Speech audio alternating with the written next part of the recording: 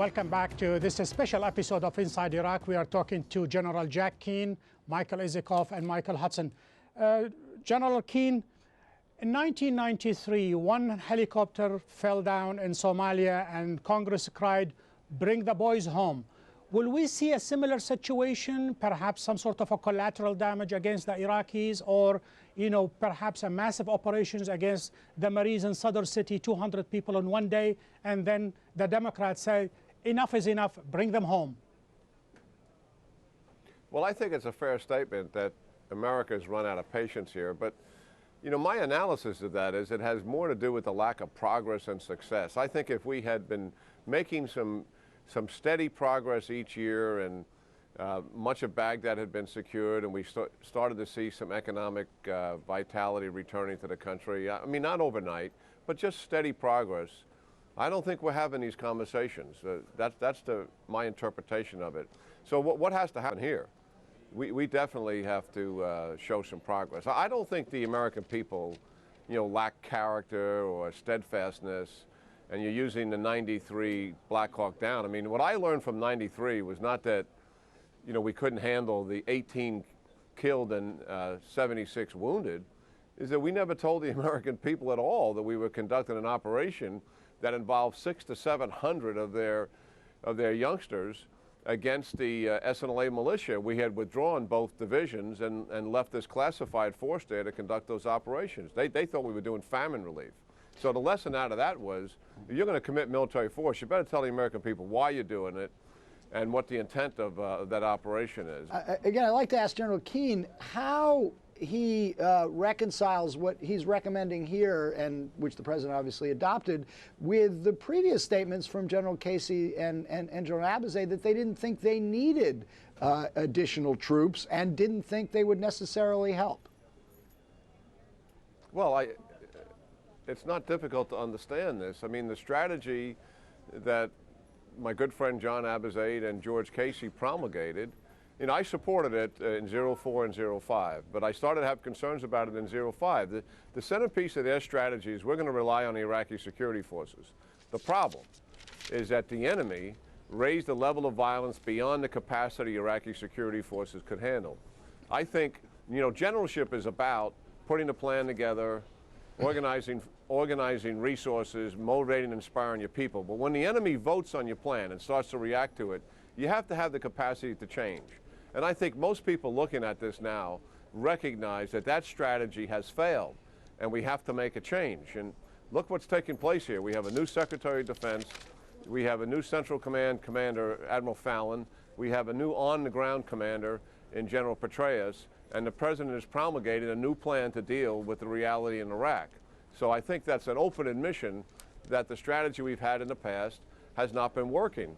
And we have a new one that I think has the advantages of doing something decisive that will buy us some time so the Iraqis can grow and develop, and we can bring the level of violence down to something that's realistic for them. And what happens, in your judgment, if it just simply doesn't work, if we don't see the progress that you think and the president hopes will come from this?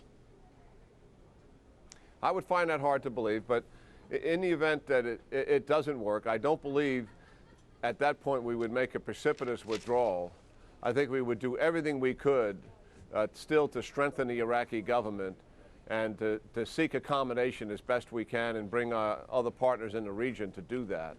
But nonetheless, the American people at that point, I think, would be pretty much out of patience, and I would imagine the only thing that would be acceptable is the beginning of some kind of withdrawal. Professor Hudson? Well, I think the American people have already shown that they're pretty much out of patience with a strategy that, even if it's warmed over a little bit with the addition of 20,000 more troops, is not really going to work. And I must say, as one sitting on the sidelines of this depressing spectacle, when you look at the consequences of the president's recent speech, it's hard to figure out who exactly is on our side here, because he is obviously seeing the Sunni insurgency as enemies.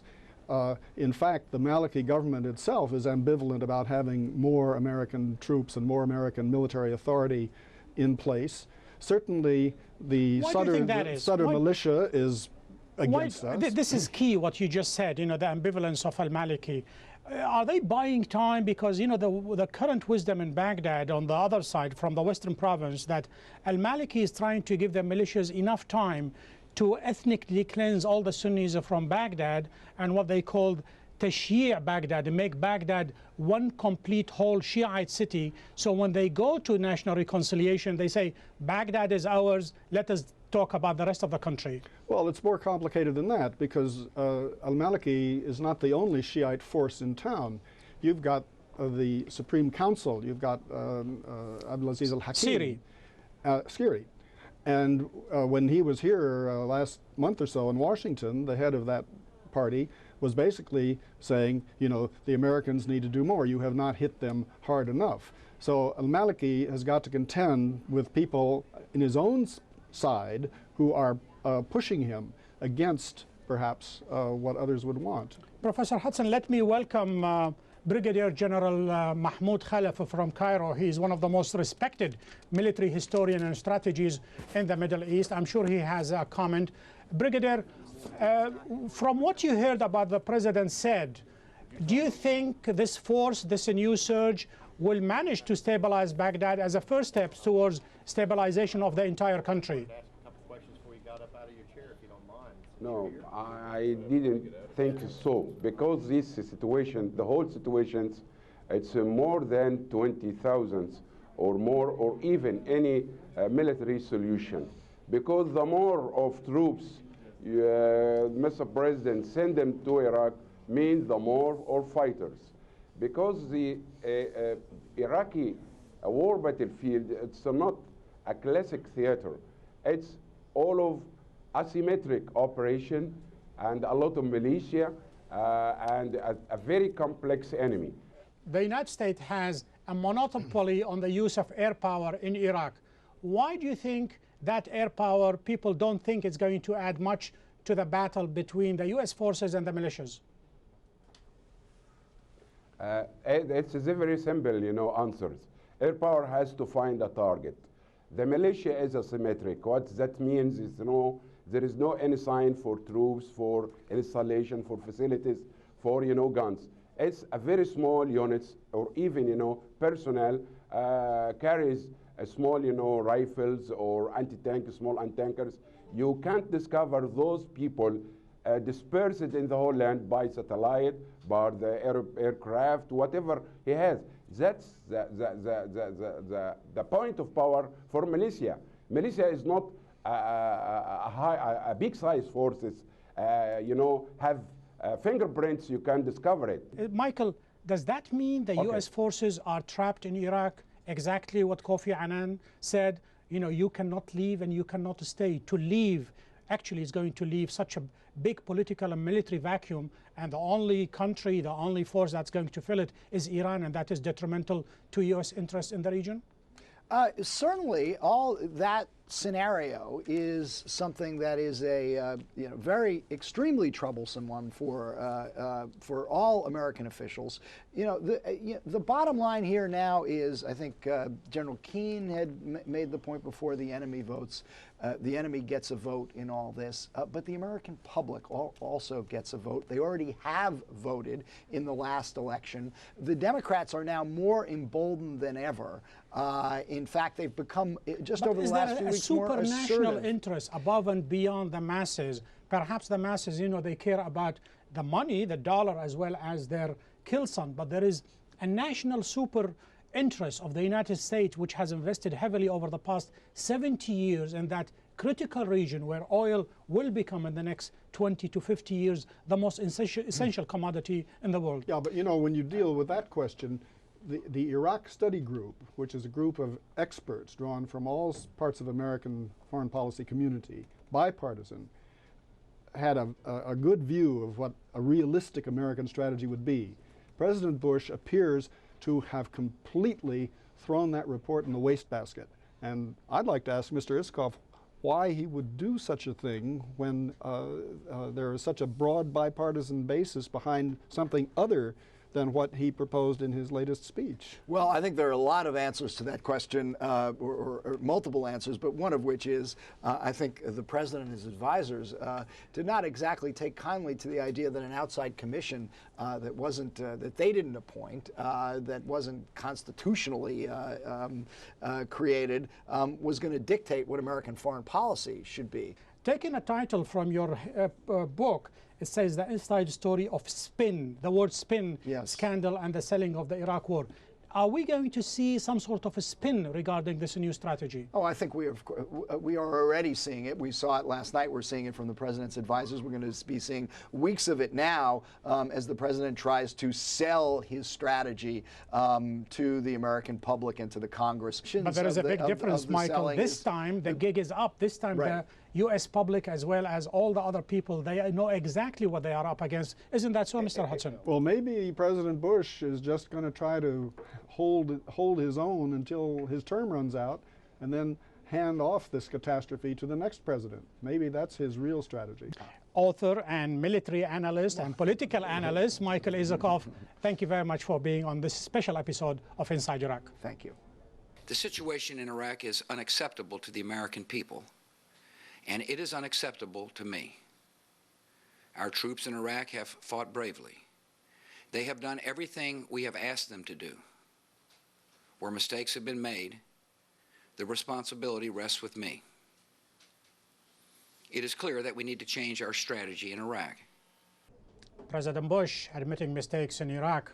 Joining me here, and Professor Hudson, is Dr. Laith Kubba, formerly with the Iraqi government and right now seems quite despondent. And yet, there is a fresh start here. More troops going to Iraq. Saddam is no more. There is no more pretexts and excuses. And the president is admitting perhaps his mistakes. Will that make any difference? I think on the positive side, there is the commitment from the U.S. underlining that failure in Iraq is not an option, willingness to put more troops and more money on the assumption that is necessary. I think on the downside is, where are these troops going? What are they going to do? Is the problem really in maybe lack of $1 billion from the Iraqi budget, or basically a shortage of 20,000 troops? Jack Keane, just a while back, he said, first, we have to have the military force and the military strike and have some military operations before national reconciliation can start. And here we listen to the general saying the opposite. Which direction it's most likely to go? Well, I think General Khalaf has a clearer sense of the realities on the ground than General Keane does. But I would like to ask Dr. Kubba, as an Iraqi and who has had considerable experience in this whole bitter business, what does he think, what do you think is the possibility for any kind of sustained or recovered national unity in Iraq? Because, as you know, the American dialogue on this question is very dichotomous, that Iraq has essentially become a sort of a sectarian, polarized killing ground. Well, I'm glad you raised this question, because there is a misconception today that there is no Iraq and there is no Iraqi people as such. That might be, to some extent, has become true today. That was not in the case up until April '03. The reason being, there was a state that upheld more or less a law, whatever that law might have been, but more importantly, that state delivered services.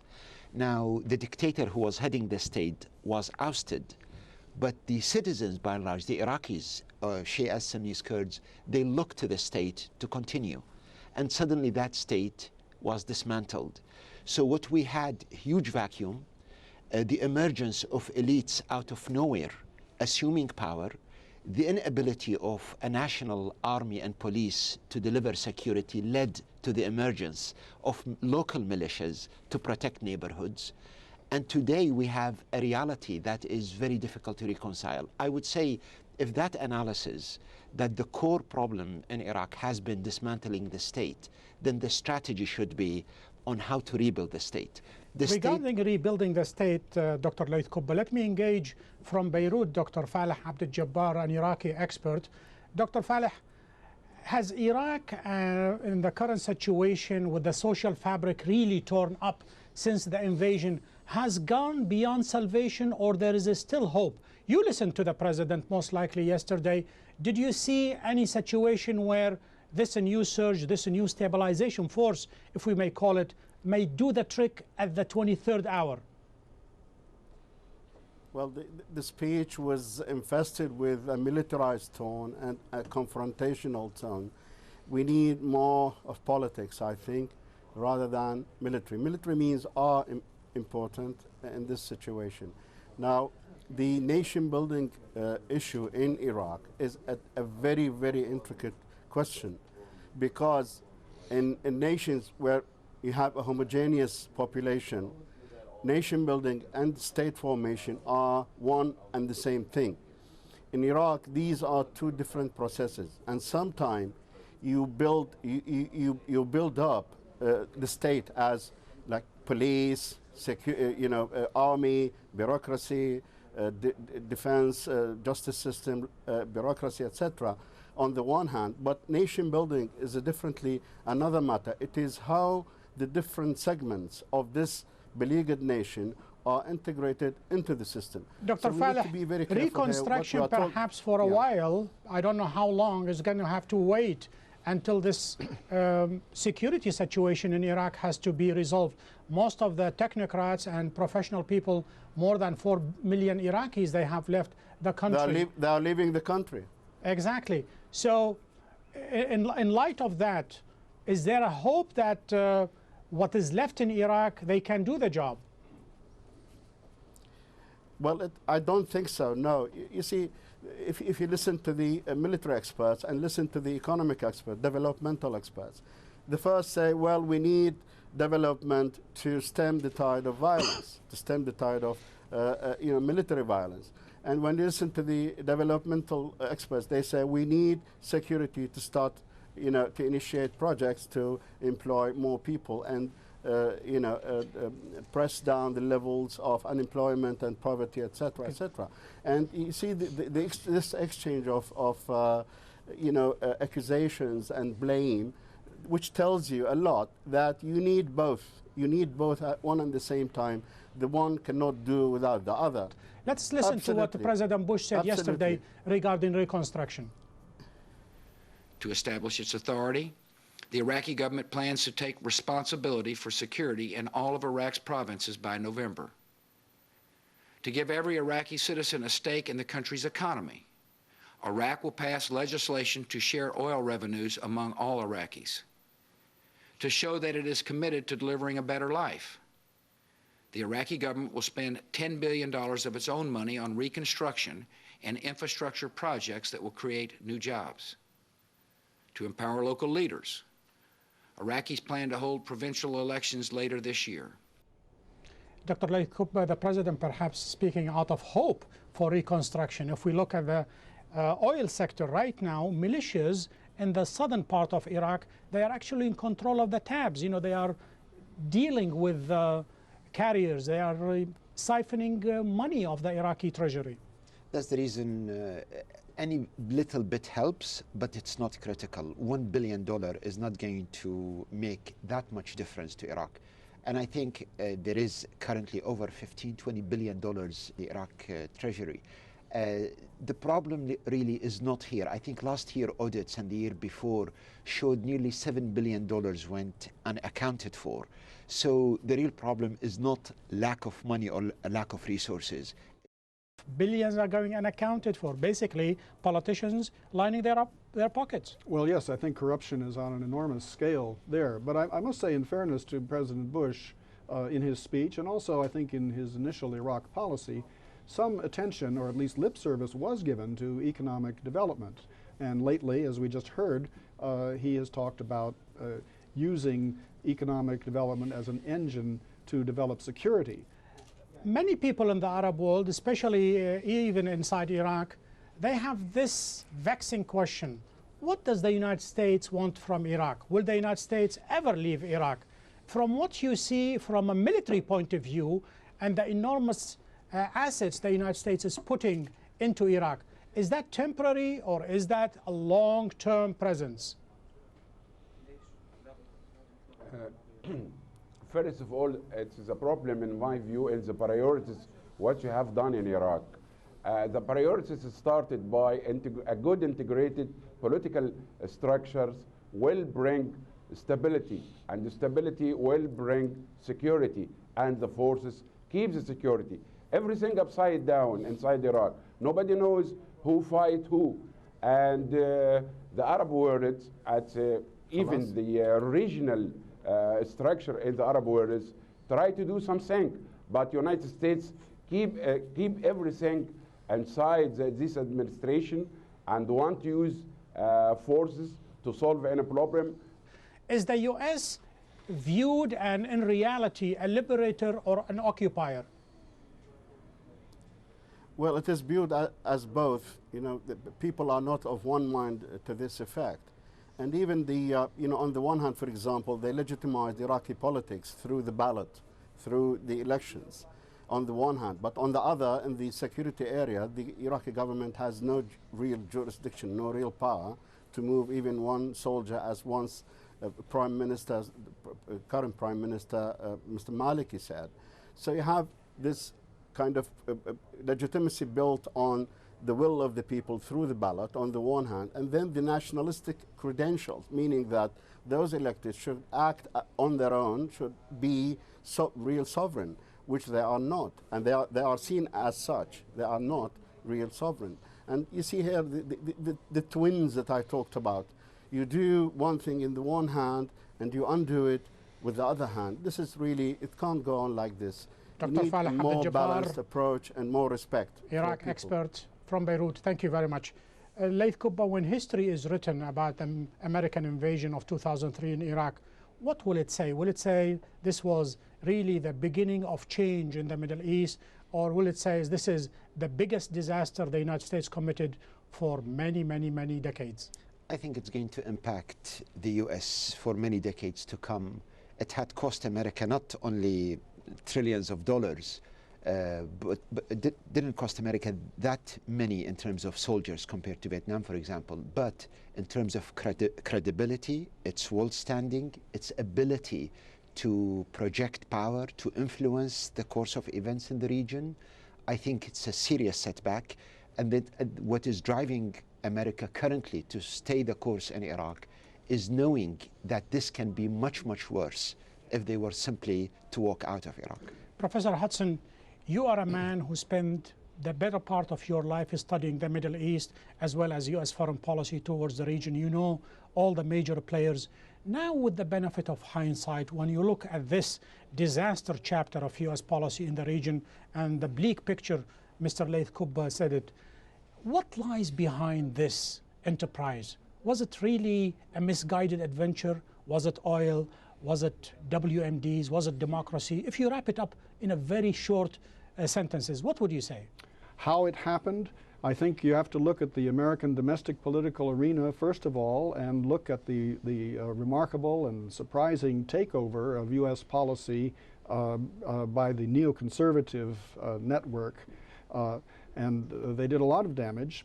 Now their influence is somewhat limited, although they're still there, and we still have to consider the possibility that the United States may launch an attack on Iran if things go really badly elsewhere in the region.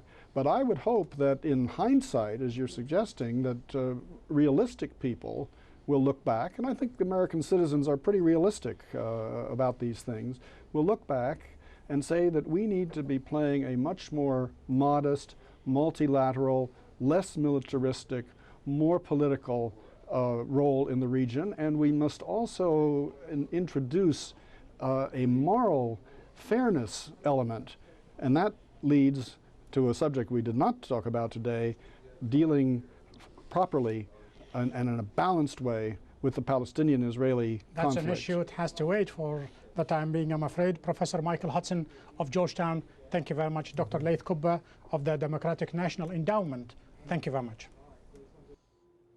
That's all for today. Join us again next week when we'll have another look inside Iraq. Goodbye.